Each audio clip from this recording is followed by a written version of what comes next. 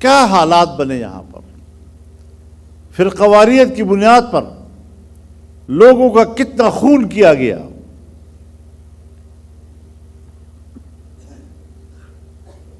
مجھے بھی اپنے ساتھیوں نے رابطے کیے کہ جی ہمیں قتل کیا جا رہا ہے، ہمیں بندوق کی اجازت دے دو. ہم نے کہا نہیں، یہ جمعیت کا روش نہیں. کہنے لگے پھر ہم سیٹ ہار جائیں گے. میں نے کہا ہار جائیں، کوئی مسئلہ نہیں ہے، ایک سیٹ ہارنے سے کچھ نہیں بنے گا.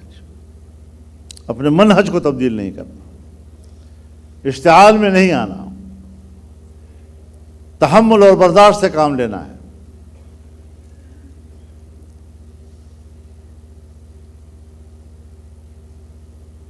آج اگر مدارس پاکستان سے وابستہ ہیں، آج اگر علماء پاکستان سے وابستہ ہیں، آئین سے وابستہ ہیں، قانون سے وابستہ ہیں،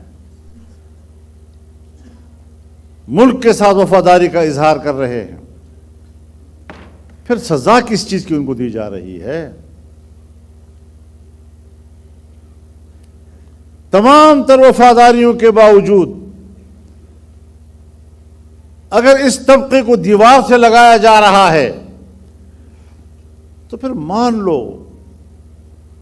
کہ نہ مولوی دہشت گرد ہے، نہ مدرسہ دہشت گرد ہے، نہ یہ دہشت گردوں کے مراکز ہیں، لیکن الزام چسپاں کر دو تاکہ اس الزام کے سہارے پر تم ان کو دیوار سے لگاؤ اور دنیا کو تسلی دو کہ ہم تو پاکستان میں دہشت گردی سے جنگ لڑ رہے ہیں، اور پھر اس عنوان سے ڈالر کماتے رہو. ہمارے خون پر ڈالر کماتے ہو، تمہیں شرم نہیں آتی؟ پاکستان کی اقتصاد چلے گا اس بات پر کہ تم مدارس کا کو کھنڈرات بناؤ، علماء کا قتل عام کراؤ، انہیں آپس میں لڑاؤ، انہیں دہشت گرد کہو، ان کے حقوق پامال کرو، ان کو انسانی حقوق سے محروم کر دو. سو ہم نے برداشت کیا.